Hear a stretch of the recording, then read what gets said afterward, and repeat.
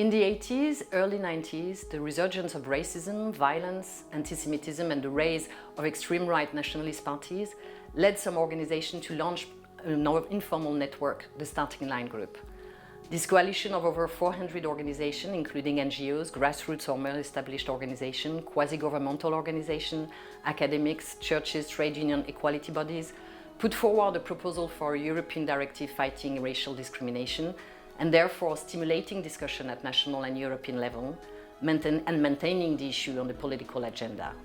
Our proposed directive was realistic enough to be taken into consideration and idealistic enough to meet with our objectives and values. Only few of the then 15 member states actually had specific legislation fighting racial and ethnic discrimination.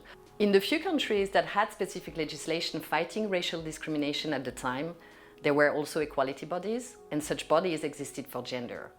And we saw them as a necessary intermediate between the political legislative power and victims of discrimination.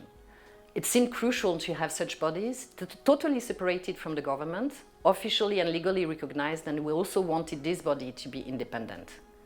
We believed that the burden for victims to initiate legal action should be lightened, that proper information should be disseminated to the public, and that the bodies should work at all stages to inform, prevent and protect against discrimination.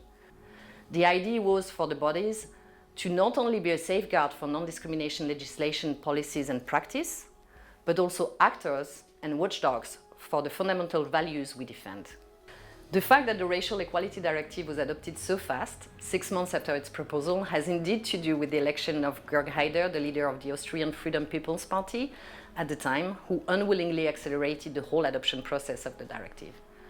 What we witness today is the rise of nationalist and populist political parties, hate speech, the targeting of specific communities, racial violence, pressure, whether political or financial, on equality bodies and human rights defenders, and this jeopardizes full implementation of the non-discrimination principle.